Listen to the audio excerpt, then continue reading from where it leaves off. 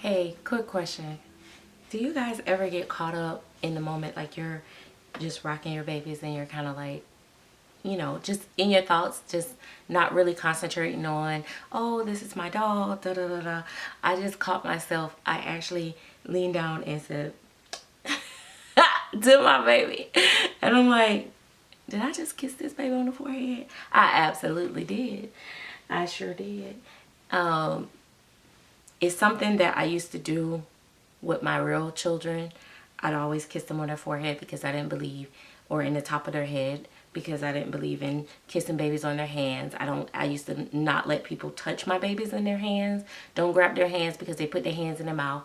Don't kiss my babies in their face because I don't want them getting all kinds of bumpy germs. And I don't know, some people kiss the bottom of the feet. It was never my thing. But the top of the head was always my thing. Or I might kiss my baby on the forehead, but mostly on the top of their head. I would always kiss them right there. And I will do that, pick my dolls up, and I will do that without even thinking about it. It's like some of the things that we do, even if you've never like given birth to a child, but you're like an aunt or just, someone that steps and fill in the gaps for babies, real babies, or just love babies or whatever, friend babies, whatever. Some of the things that you do naturally with real babies, it just happens. And you like, because people question everything we do with the dolls, you begin to like, sometime if you think too hard on it, like, okay, too much, you know what I mean? Like, I will say, never had the desire to breastfeed a baby for real or anything like that, but as far as like the kissing or the rocking, it's a natural instant. I would just sit here and just be rocking, and sitting here thinking I was dozing off because I was relaxed after my video, and I was just rocking her. And then I was like, okay, I need to get up. And I was getting ready to get up, and I had kind of like pulled her hat all the way down and stuff, and she was just looking so cute. And I was just like, and I gave her a kiss, and I was like, oh my gosh, I'm crazy. Like, I don't know, just those fleeting thoughts sometimes. But I love this hobby. I love what it does for me as far as relaxing me, calming me. It also allows me to be creative. I've always had a very vivid imagination. So when I do role play, when I bring out Miss Andy, which I know I have not been able to do in so long, or when I used to have my dolls talking, you remember it was like little Gabby and Serena and all of them. It just allows me to have fun with that imagination that I've always had since I was a kid. I love writing stories and stuff like that, and making up stuff. So it's crazy that I have such an imagination though when I think about it, and that I can make up stuff, but I am a horrible liar. You would think because I'm good at like making up stuff on the fly that I would be a great liar. I am not a great liar. That is probably my weakest strength. Don't take me on the stand to your case because you're gonna lose. But I guess that's not necessarily a bad thing. It's bad if I need to lie.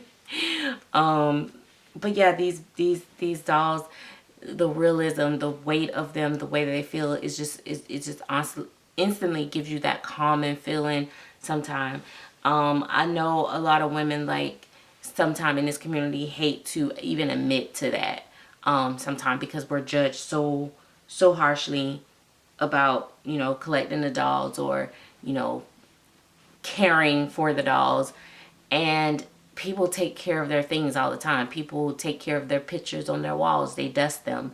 They polish their brass elephants and silver spoons and collections, and they put their stamps in glass cases and all this and stuff, and trains and cars and all the other things that people collect. They take care of them. They polish them up. They keep them well. They, make sure they are good. But because the way we have to care for our dolls is also almost in a realistic manner. Like, we make sure they're, if they're silicone, sometimes we might rinse them off because we get the lint and the fuzzies that might be built up on them or something like that. Which, by the way, I don't really have babies that really be dusty. I'm looking at Vegas, and he's been sitting for I don't know how long. He's next to me. He's right over there. And let me see. Well, you might can. Yeah, can't get him over here. But let's see. Nope, you can't see him. He just still don't get in the camera frame. But anyway, he's been sitting for a while. I did change him. I put him in a sleeper. I put him in a different place for display. But he doesn't like have like a whole ton of dust on him. Maybe because I change them every so often and just, you know, leave them. I don't change my babies like all the time anymore.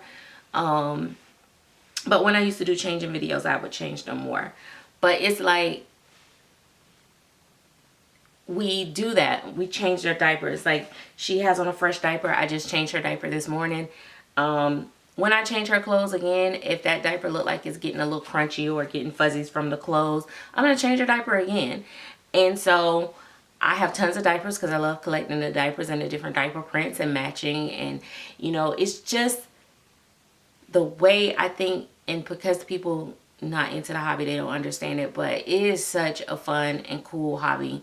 And we meet so many amazing people. Like, you know, if you look back at my video, my live stream when I was talking about the doll show, just talking about being at that doll show just gave me so much excitement and joy. Like, meeting people that also understand and get it is something about that. So I just wanted to share that moment with you guys, and just say, like, keep being you. Don't be afraid to enjoy your dolls, whether you do it on or off camera. I don't try to force anybody in my hobby. I used to be so excited when I got a new baby. I would take it to certain people and show it to them and stuff like that. I kind of stopped doing that when I realized that some of them was not really like excited with me, or as they it wasn't just a fascination with our hobbies in the same way. It was kind of like laughing, like, why is she so hyped up about this doll type thing. So I stopped doing that. I don't try to include people in spaces that they don't belong. If it's not for them, it's not for them. I'm not going to try to make people understand. I'm not going to try to explain it to them. Not trying to, I really can't, you really can't really put it completely in words how this hobby excites us and makes us happy unless they really get it, right? So I don't do that. I don't try to include my kids. People be like, well, how do your kids feel about it? I don't, honestly don't really care, because it's not their hobby. Long as they respect my space and they know you can't come in my doll room. Don't pick up if you see one of my dolls displayed out in my house, you don't kick my doll, don't pick my doll up, don't pull on their hair. Long as they respect my space, my hobby, my things, I'm okay. I have grandbabies now, and I am too getting them acclimated to seeing Nana's dolls around. And so I occasionally do walk them through my nursery and allow them to look, and sometimes they may want to try to touch, but I teach them so that as they get older, it's just like when Bryson comes to the house, I can have a baby laying on my sofa and he'll just say, baby, Nana, baby, and he'll just go on about his business and go playing with his toys or whatever. He knows that's not nothing that he plays with or anything like that. So now my granddaughter, she's a girl, so naturally she's gonna gravitate towards, it's funny now, I'll be honest, my grandson loves to come in my nursery, but he likes the giraffe. He's not keen on the toddlers. Gabby was like that when she was a baby. It was like she felt like the toddlers were too close to her, and she's like, this is my mama. Like, you know, she knew they wasn't real. And FYI, we did have a psychiatrist, therapist, whatever, that actually said it was actually really, really good for her at that age to be around such a creative space, and that it allowed her to have an imagination. So don't give me that, oh, you're confusing the babies, because somebody asked me that. They said, oh, maybe you're confusing them and they're going to make the babies. No, that's not the case. So my grandson, even though he's a boy, he does see them as babies, and he just, you know, he's kind of fascinated with it, but he don't want to play with them. Where in my granddaughter, she wants to give him a bottle. or a pacifier. So I do not have like my babies laying out, like my silicones or my reborns laying out on display in an open space when she's around, because she may be tempted to try to give a bottle. She has one time went to give one of my babies a bottle, but it was not sealed, and I was like, oh, and it was like, I was like, whoa.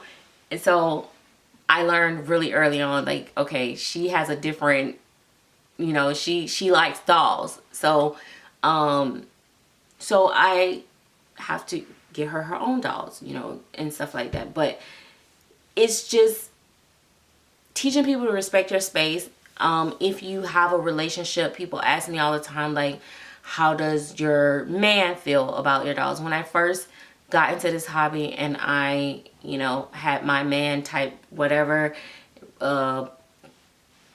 he said, you know, I think it's good that you have a hobby. Real men want you to have something that you're passionate about and have a hobby, so you're not clingy and all attached to them. You should have something that you love. Also, even if they don't want to be a part of it, if anybody in your life, whether it's man, woman, or whatever, can't love you enough to give you that space or respect the things that you care about, get you a whole nother person. That's not your person. Because anything that I care about, if somebody loves me and they care about me, they're going to want me to be happy. Rather, hey, here go $500 towards this doll, whatever that you're trying to get. They don't want to see it. I don't want to hold it. Don't tell me about it. I don't care. You know, it doesn't matter. The only thing I've ever had happen in a relationship is where my partner said, as long as you're not spending, you know, your bill money and getting yourself in a financial debt to support this hobby, I don't see nothing wrong with it. You know what I mean? So, which makes sense. If you have a significant partner and that you know, share finances with and stuff like that, that should be a conversation or a concern. But other than that, no. Moving forward, if I, you know, date somebody or meet somebody, or they would have to know that this is a part of me. This is who I am. I paint the dolls, yes, but it's not just income for me. And a lot of men, the first thing is like, how much you make for that? How much you this and that? And I will make sure that it's clear. It's not just money for me, because they need to know that it's not just money for me.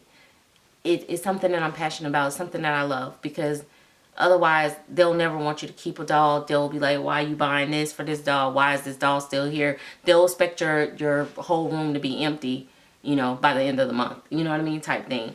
So it's you know, it's not a common hobby, and we have to understand that something that looks as real as our dolls look, if you're not into this hobby, yeah, it'd be kind of creepy. Like, oh my God, like, that's a real baby. That looked like a real sleeping baby. Like, what is that for? First, people ask, like, therapy. People always say, well, oh, you should, you know, let people practice, you know, teen moms, you know, da da da, which is good suggestions and stuff like that. But because they don't know the cost that's associated with the dolls, it's like, no, we're not just going to take our dolls to a nursing home, you know, a $7,000 silicone or a $5,000 silicone. We're not just going to take it and drop it off to a nursing home and be like, hey, let Granny Sue play with this.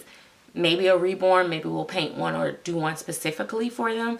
And I think that's going to be my gender, you know, if the Most High grant me life after 2024. I think I do want to go to a nursing home. And I think at some point I do want to, like, maybe paint a preemie silicone baby or something like that, and maybe donate it or something like that. I don't need nobody to reach out to me asking me. I can go find my own place to donate, or I can find a friend in the family, or, you know, somebody that I can do that for. I don't need nobody messaging me, like, telling me, because I know people be like, oh, I have an organization you can donate. No, baby, it's okay. I'll find my own thing, because I'm gonna be very specific when I do it. So that is something that I've been thinking about lately. I'm like, even maybe one of my reborns or something like that.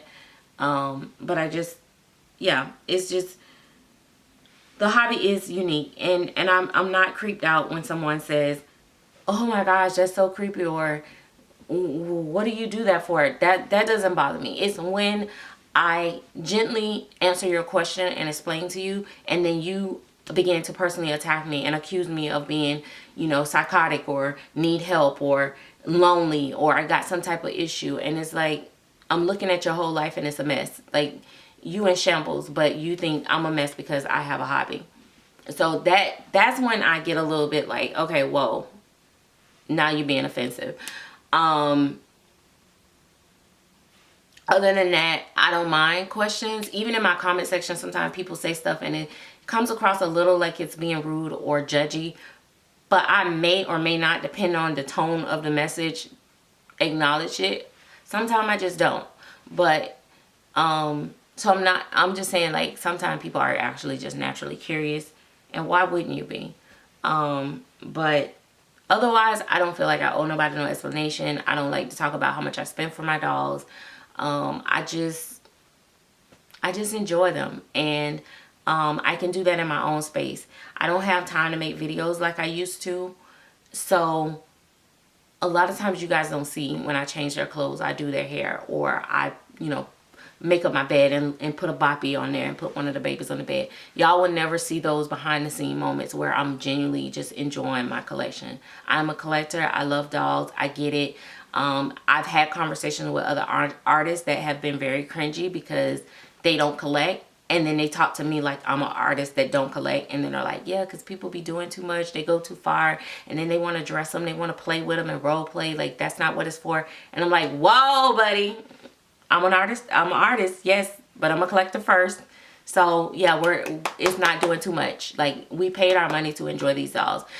I never tell my customers not to enjoy my dolls. Like, I try to paint with the most durability and the quality that I can, knowing that I want to play with my dolls. And that's another reason why some of my babies, like, especially if I try something new, I spend the time to keep that baby in my collection, play with it, see what I need to improve to make it last longer.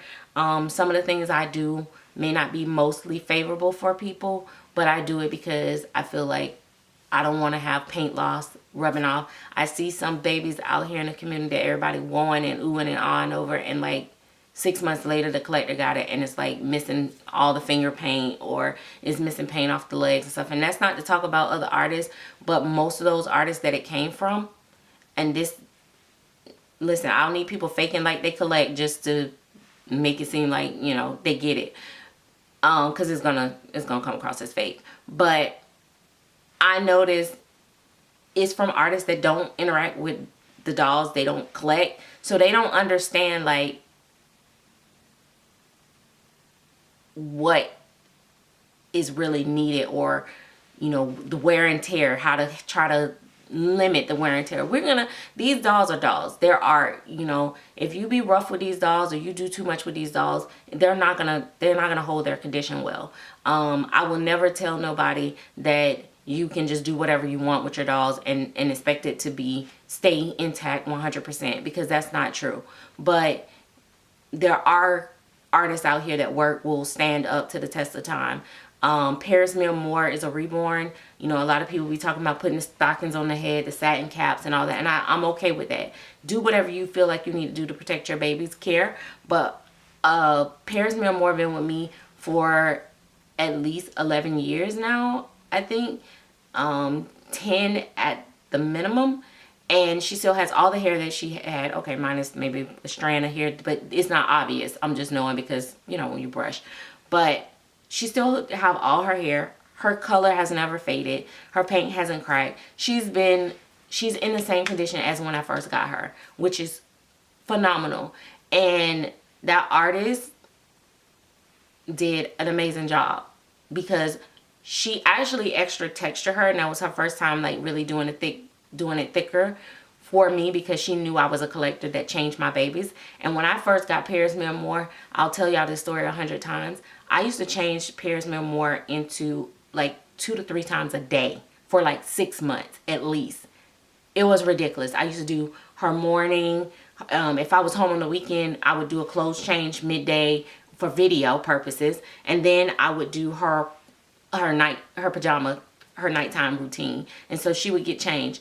at least 2 times a day, because she would get her morning outfit before I go to work, and then when I got home she got changed into her PJs, her sleeper or whatever. So she got a lot of like clothes changing, and she was fine. I got a doll one time, never changed, well, I might have changed the doll clothes one time, left it on my bed, and then I noticed it was having some issues. The first thing the artist said to me is, "What did you do to her?" "Well, you change your baby clothes all the time. I see you on video." And I'm like, "But this baby I have not even touched." So people will push stuff off on the collectors a lot of times too,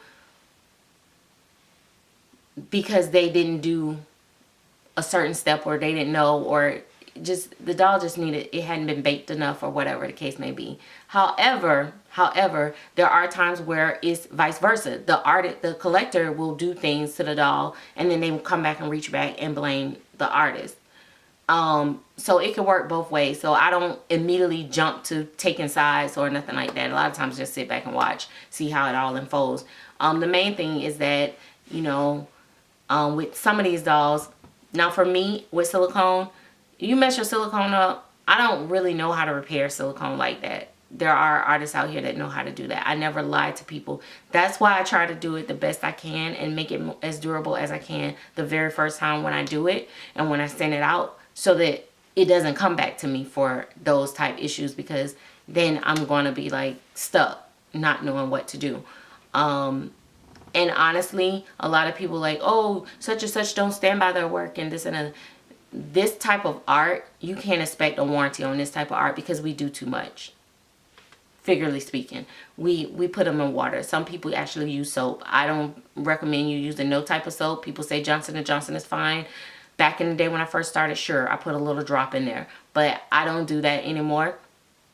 It's not going to change the smell of the silicone or anything like that. So the way I be able to get a baby scent on my babies, if I really want to, is when I use a little bit of fabric softener in the water in the hair, and that scent kind of stays in the hair. Or you spray the baby clothes with baby powder scent while it's away, or use Druff beads or whatever, and then when you put the baby on clothes that is scented like a baby, when you pick them up, you have that baby scent. I don't put stuff directly on their skin. I don't